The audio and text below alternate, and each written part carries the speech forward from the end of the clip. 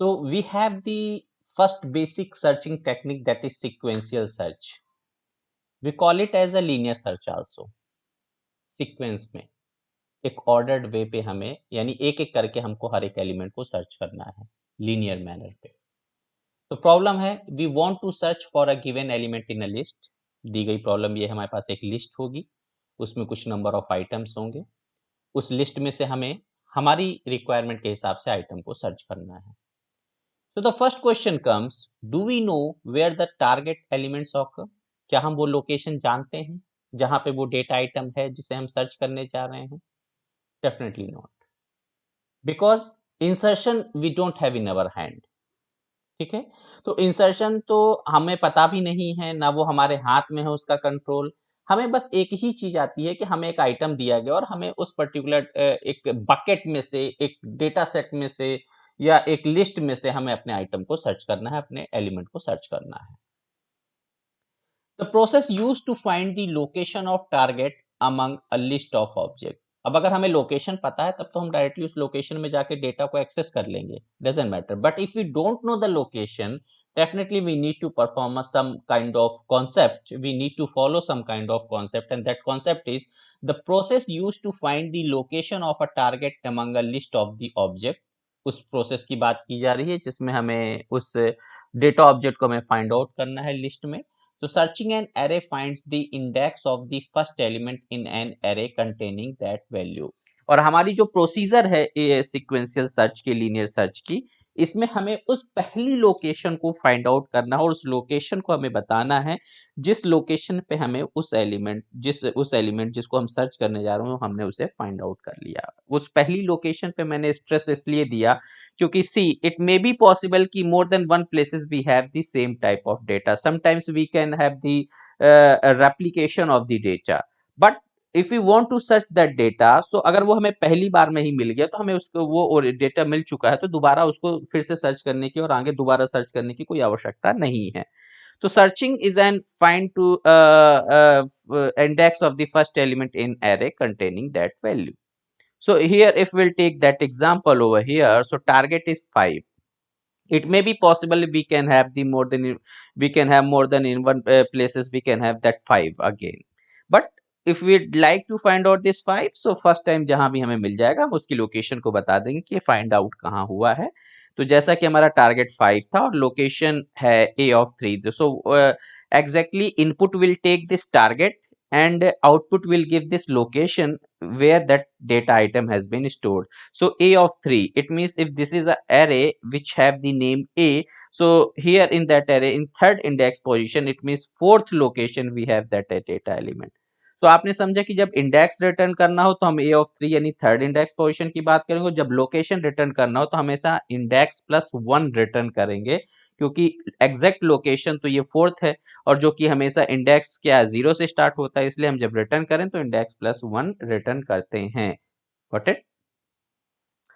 So we can have no guarantee about the order of the element। See, दो type के order हो सकते हैं हमारे जो डेटा एलिमेंट हैं।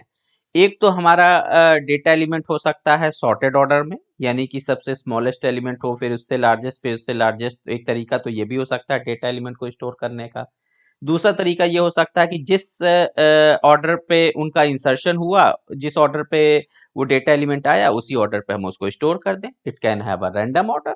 सो दैट्स वाई जैसा कि हम इस एग्जांपल में देख सकते हैं कि रैंडमली डेटा डिस्ट्रीब्यूटेड है। Got it? So we can have no guarantee about the order of the element in that list insertion have been under a user control. So ये यूजर पे डिपेंड करेगा। सो search कैसे करेंगे अब ऐसी situation में जब हमें ये पता ही नहीं है कि ऑर्डर क्या है? तो search start at the first element in the list and continue until either the item is found in the list or entire list is searched। So if we don't know the order, so what we'll do, we'll start from here। First we'll start here, 0th index location। We'll check whether this element is that element which we want to search। If it is okay, then we will return the address of that data element, otherwise we'll go for the next one। We'll do the same thing, same comparison over here in with the 23 again। If this is the location or this is the item, then we'll return this location, otherwise we'll go for next। If this is the item, otherwise will return the address of that 21, otherwise we'll go for the next. And now if we will find out the data item, if it is matched, then we'll return the address of that data item where exactly we found our element. Okay, and that comparison continues until या तो हमें वो data element मिल जाए, या तो दूसरी condition ये भी बन सकती है कि पूरा का पूरा एरे हमने स्कैन कर लिया और डेटा एलिमेंट प्रेजेंट ही नहीं है। तो ये दो में से कोई भी एक सिचुएशन जब ऑकर होगी तो ही हमारी सर्चिंग स्टॉप होगी। तो स्टॉपिंग क्राइटेरिया क्या हो गया, या तो वो हमें डेटा एलिमेंट मिल जाए या तो हमारा पूरा का पूरा एरे स्कैन हो जाए। So first will talk about the unordered linear search.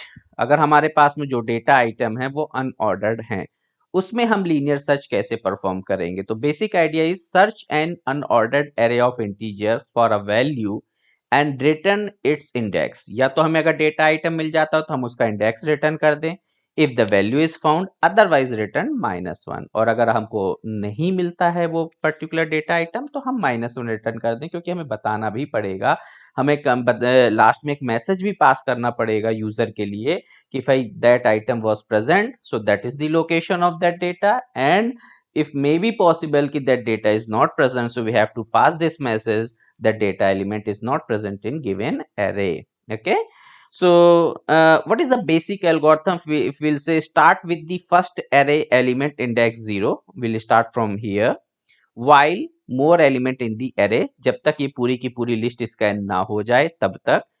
If value found at current index, अगर हमें करंट इंडेक्स पे वैल्यू मिल गई है तो हम इंडेक्स रिटर्न कर दें, अदरवाइज ट्राई नेक्स्ट एलिमेंट और इंक्रीमेंट इंडेक्स। तो इनिशियली हमने यहाँ सर्च किया, आइटम मिल गया तो ठीक है, हमने इंडेक्स रिटर्न कर दिया ए ऑफ 0, नहीं मिला तो हम नेक्स्ट को कंपेयर किए, नहीं मिला तो हम नेक्स्ट को कंपेयर किए, नहीं मिला तो हम नेक्स्ट को कंपेयर किए, और इस तरीके से तब तक कंपेयर करते रहेंगे जब तक हमें वो डेटा एलिमेंट ना मिल जाए। और अगर हमारी पूरी की पूरी लिस्ट स्कैन हो चुकी है और हमने अभी तक इंडेक्स रिटर्न नहीं किया है, it means that data is not present into the list, so value not found and return -1। So finally will print the message कि भाई हमें आइटम डेटा आइटम नहीं मिला हुआ है, और here will pass the message, pass the value और return the value that is -1। Programmatically हम उसको समझने की कोशिश करते हैं कैसे इसका फंक्शन लिखा जाएगा। तो इसके फंक्शन में एक तो क्या है, इसको रिटर्न क्या करना है, सर्च अगर फाइंड आउट हो जाता है डेटा एलिमेंट तो it will return a location of that data. Location is nothing but the integer type, so that's why the type of this kind of function will be integer. क्योंकि search जो function हम यहाँ define करने जा रहे हैं उसका काम है या तो लोकेशन मिल जाए तो लोकेशन रिटर्न करना, वो भी एक इंटीजर है, और अगर नहीं मिलता है तो हमें -1 रिटर्न करना, जो कि वो भी एक इंटीजर वैल्यू है। तो दोनों ही अगर कंडीशन में हम देखें तो यहाँ पे जो फंक्शन का रिटर्न टाइप है वो इंटीजर होगा। अब मैटर ये आता है कि जो फंक्शन है उस फंक्शन में हमें क्या क्या देना पड़ेगा, उस फंक्शन में क्या क्या आर्ग्यूमेंट पास करने पड़ेंगे। एक तो हमें वो एरे पास करना पड़ेगा जिसमें हमें सर्च ऑपरेशन परफॉर्म करना पड़ता है। दूसरा हमें स्कैनिंग करनी है सारे के सारे डेटा आइटम के लिए, तो हमें साइज बतानी पड़ेगी कि भाई कितने एलिमेंट के लिए स्कैनिंग करनी है, यानी जो व्हाइल लूप की कंडीशन है कब तक व्हाइल लूप चलेगा, जितनी ये साइज है। तीसरा तो वो वैल्यू, वो की हमें बतानी पड़ेगी जिस एलिमेंट को हमें सर्च करना। तो ये तीन आर्ग्यूमेंट हमने पास किया इस सर्च फंक्शन को। Now finally will come here inside this, will use the for loop, और फॉर जो लूप है वो हर एक डेटा एलिमेंट को कंपेयर करने के लिए यूज किया जा रहा है। तो initially it will start from the 0th index position and until less than size. देखिए अगर साइज मैं कहता हूँ 5 है तो ऑलवेज जो इंडेक्स होगा वो 0 से 4 तक होगा। तो दैट्स वाई इंडेक्स की जो वैल्यू है जब तक वो लेस देन साइज के है तब तक हमें इंडेक्स को प्लस प्लस करना है, यानी इंक्रीमेंट करना है। ईच एंड एवरी टाइम हमें कंपैरिजन करना है कि हमारा अगर एरे का नेम डेटा था तो डेटा के इंडेक्स पोजीशन पे अगर वो की वैल्यू है जिसे हम सर्च कर रहे हैं तो हम रिटर्न इंडेक्स को कर देंगे, और ये फॉर लूप चलता रहेगा हर एक के लिए जब तक हमें एलिमेंट ना मिल जाए या जब तक हमारा ये पूरा का पूरा जो एरे है वो स्कैन ना हो जाए, और फाइनली हम रिटर्न यहाँ से -1 कर देंगे। तो अगर हमें डेटा आइटम मिल गया होगा तो हमने इंडेक्स रिटर्न किया होगा, और अगर डेटा आइटम नहीं मिला होगा तो -1 रिटर्न हुआ होगा। Got it? So this is the basic function through which we can perform the search operation. Now come into the ordered linear search. If suppose that we have the data element in an ordered manner, in an increment order, you can see here the smallest data item in a zeroth index position and the largest data item in the last position. Okay, all the elements are arranged in a proper sequential manner. Now, how will perform the search operation? Search an ordered array of integer for an value and return its index if the element is found. Otherwise, return -1. The same situation. Linear search can stop immediately when it has passed the possible position of the search value. So उसी समय हमारी searching रुक जाएगी जैसे ही हमने उस location को return किया जिस लोकेशन पे डेटा एलिमेंट हमें फाइंड आउट हुआ है. So basically what is the idea behind the ordered linear search? Start with the first array. यहाँ हमने start किया और जब तक पूरे एलिमेंट बचे हुए हैं तब तक हमें while loop यानी कि ये कंडीशन कंटिन्यू रखनी है. क्या करना है उसमें? If value at current index position is greater than the value. अब जिस वैल्यू को हम सर्च करने जा रहे हैं अगर वो जो वैल्यू है करंट इंडेक्स पोजीशन से ग्रेटर देन है, the value at current index is greater than the value, तो हम वहां पे -1 रिटर्न कर देंगे. It means value not found. क्या हुआ कि अब हम जो आइटम हम सर्च करने जा रहे हैं, लेट्स सपोज दैट हम 1 सर्च कर रहे हैं. अब हमारे सारे के सारे एलिमेंट यहाँ सॉर्टेड हैं ऑलरेडी. अब हम 1 सर्च कर रहे हैं और पहली इंडेक्स पोजीशन पे जाके हमने कंपेयर किया कि ये जो पहली इंडेक्स पोजीशन का एलिमेंट है क्या वो 1 से छोटा है, तब तो 1 यहाँ बाकी की प्लेसेस पे होगा या तो इसके इक्वल है, तब तो ठीक है 1 को सर्च करना. अदरवाइज वही डेटा आइटम खुद ही 1 से लार्जर है, ऑब्वियस है 1 उससे पहले होगा. अब 1 अगर उससे पहले होगा और वो खुद पहली इंडेक्स पोजीशन पे है तो पॉसिबिलिटी इस बात की कि डेटा एलिमेंट प्रेजेंट ही नहीं है. तो if the value at current index is greater than that value not found, return -1. If the value found at current index position, return index. अगर हमें यही मिल जाता है तो हम इंडेक्स रिटर्न कर देंगे. अदरवाइज ट्राई दी नेक्स्ट डेटा एलिमेंट और इंक्रीमेंट द इंडेक्स. और इस तरीके से हम पूरी की पूरी लिस्ट को स्कैन करते चलेंगे. अब ये 3 जगहों पे काम होगा. या तो हमें डेटा आइटम मिला ही नहीं, इनिशियली ही वो हमारा डेटा आइटम नहीं मिला तो -1 एंटर कर दिया, आगे सर्च नहीं करना है.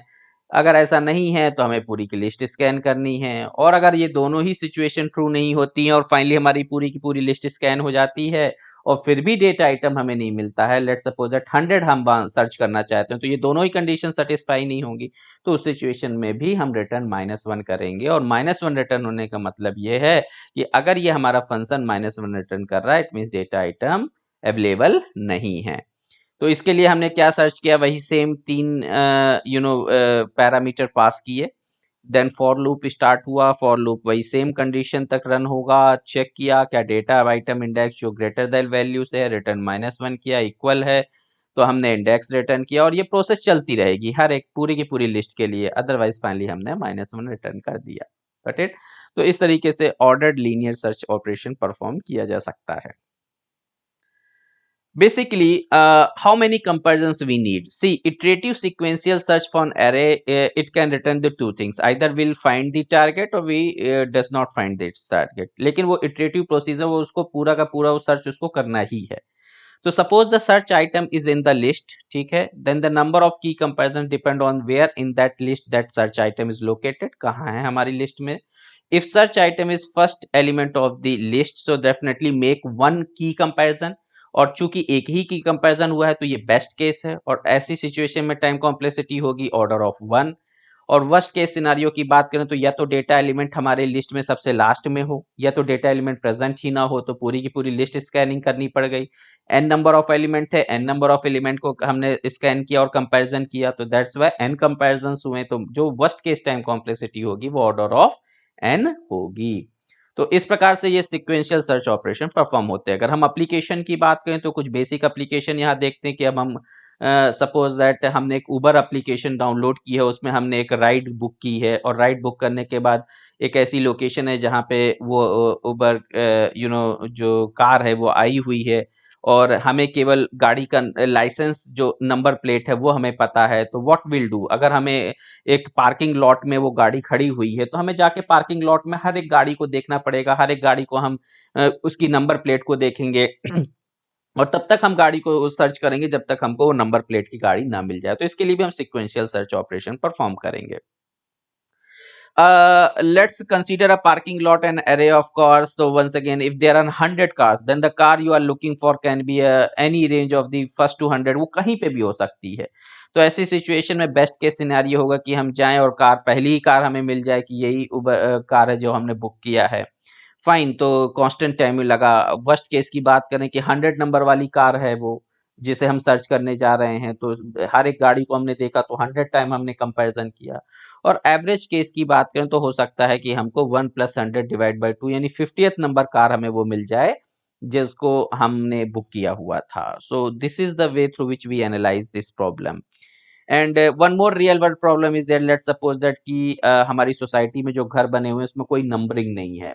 जैसे आपने देखा है कि दो टाइप के हाउसिंग सोसाइटीज होती हैं. एक हाउसिंग सोसाइटीज ऐसी होती हैं जो कवर्ड कैंपस होता है, उसमें हर एक घर को एक प्रॉपर सिक्वेंशियल नंबर दिया जाता है. और अगर आप देखो तो पहले ब्लॉक में पहले सीक्वेंस के नंबर, फिर second block B block then C block, something like that. तो जो सर्चिंग है यहाँ इजी होती है. लेकिन बजाय इसके अगर हम एक अनमैनेज्ड अगर सोसाइटी की बात करें जहाँ कोई कवर्ड कैंपस नहीं है, जहाँ पे लोगों ने प्लॉट परचेज किया और अपने अपने हाउसेस पे बिल्डअप किए, तो उनमें कोई एक सिक्वेंशियल ऑर्डरिंग नहीं होती. वहाँ कोई मकान नंबर या फ्लैट नंबर ऐसा या विंग नंबर या फिर सेक्शन नंबर नहीं होता है. तो फिर आपको अगर किसी पोस्टमैन को किसी अगर पोस्ट को डिलीवर करना है किसी हाउस में, तो उसको हर एक घर को इंडिविजुअली चेक करना पड़ेगा कि वो कौन सा घर है जिस घर में हमें ये पोस्ट डिलीवर करनी है. तो ऐसी सिचुएशन पे भी डेफिनेटली पोस्टमैन सीक्वेंशियल सर्च को फॉलो करेगा, लीनियर सर्च को फॉलो करेगा. हर एक घर को जाके देखेगा क्या इसका एड्रेस वही है जिस एड्रेस पे हमें ये पोस्ट डिलीवर करनी है. तो इस तरीके से ये कुछ ऐसे एप्लीकेशंस हैं, रियल वर्ल्ड एप्लीकेशंस हैं, जहाँ पे सीक्वेंशियल सर्च या लीनियर सर्च का उपयोग किया जा सकता है या किया जाता है. So I hope you understood the concept of the linear search, and if you have any doubt, we'll discuss in class. Thank you.